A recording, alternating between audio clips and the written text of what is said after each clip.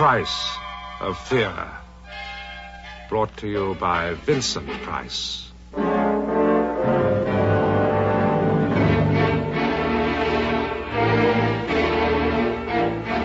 Hello.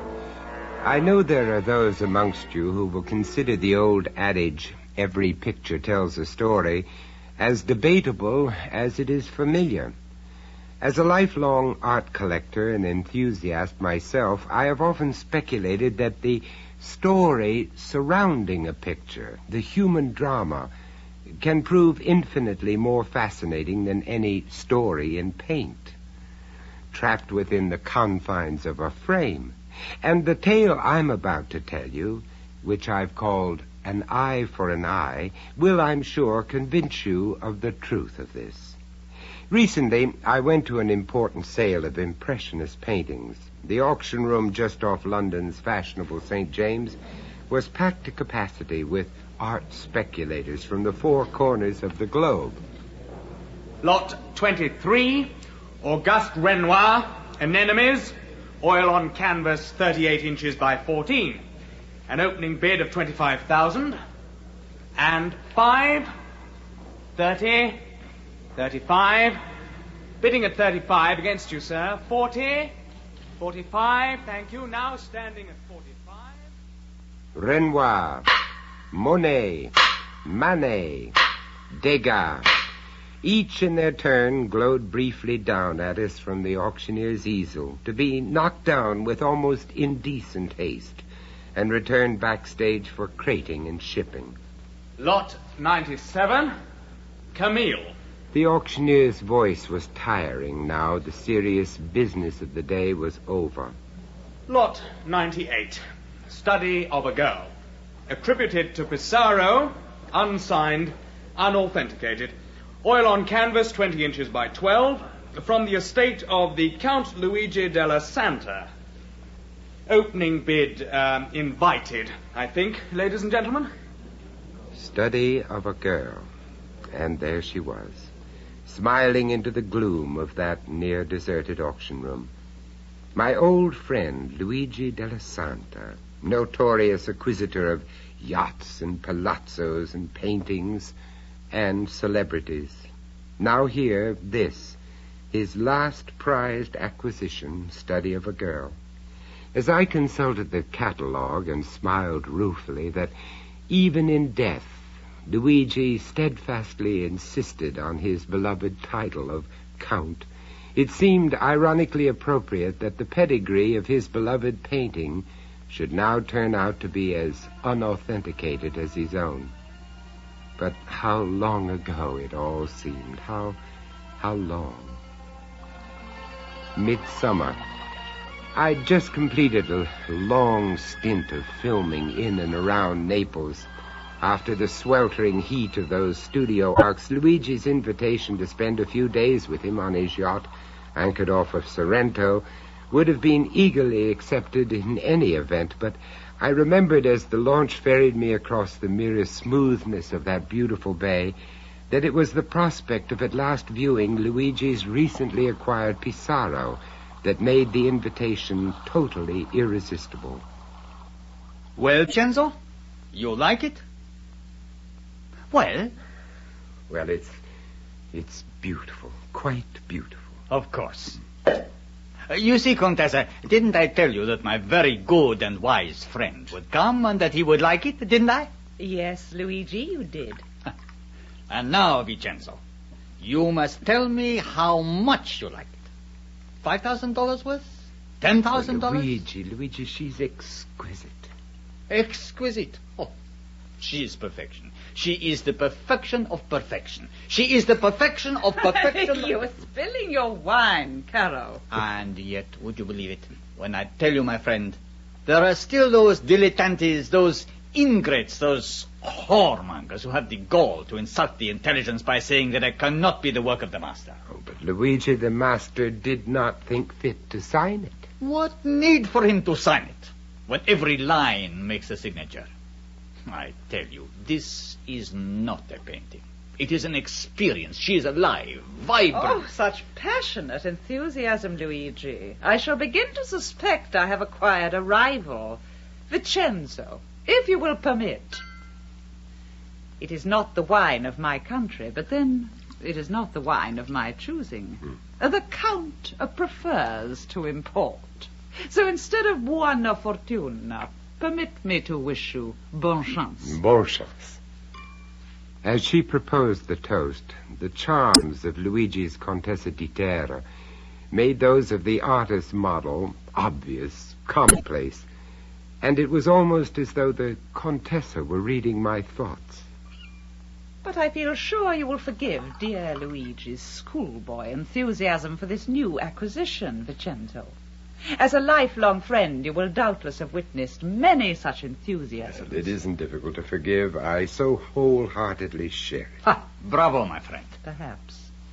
But between you and Luigi, the appreciation has always been different, I think. Oh? How different? Be warned, Vincenzo. It is not wise to encourage her. Because watching you see the painting for the very first time, there was peace. It was not hard to tell that for you, the appreciation was for the talent it contained, for the genius. You understood what had been intended and what had been achieved. And for me? Is it not the same for me? Prego, Luigi, permit me to finish.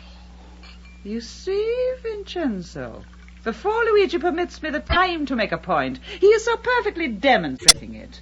It is not what the painting does inside of him that makes him so determined to possess it.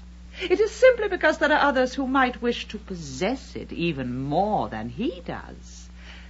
The price is all that is important for him. He asks how much you think it is worth. $5,000? 10?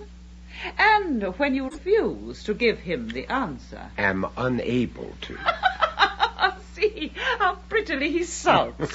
Oh, it's not his fault, you understand. It does not make me love him less, but everything in this so beautiful life is reduced to the level of price, status, possession. Everything which is bad enough, but every one worse. Oh. Much worse. But possession, life, cannot always be that simple. People, things, cannot always be caught in the net of our understanding, just as it is not always possible to divorce the manner of our deaths from the manner of our lives. Ah, tante Dante, much talk makes for much hunger. Scusi, Count. La colazione è servito. Si, Carlos, si. Come, my friends, we are to take luncheon on the deck. Besides, after so much play acting in the dark, Vincenzo, it is now necessary with a color to your cheeks, eh? Well, it's nothing I'd like better.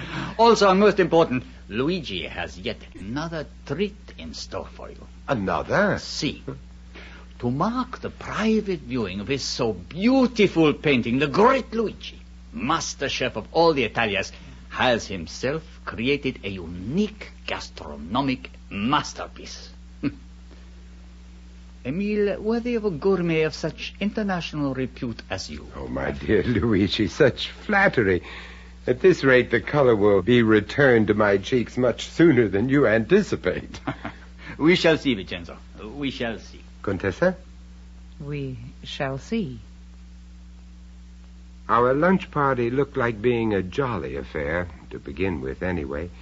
The wine and the sun went straight to our heads, and the Contessa's affectionate baiting of Luigi continued good-humoredly as the first course was served. The question of Luigi's title provided her readiest target of attack. As to his true origins, well, there were many who insisted that his father could still be found running a small trattoria in that straggling, impoverished town we now viewed across the bay. So why doesn't he admit it? Be proud to admit it. You see, it is always so.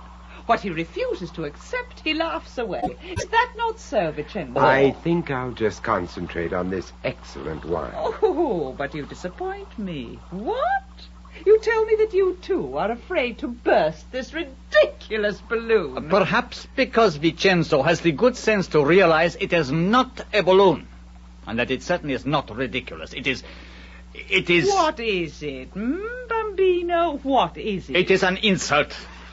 It is a double insult of my lineage and breeding. Oh, I'm sorry, Luigi. Oh, so don't be my friend. It's good to laugh at such archaic distinctions. Vincenzo has seen the papers.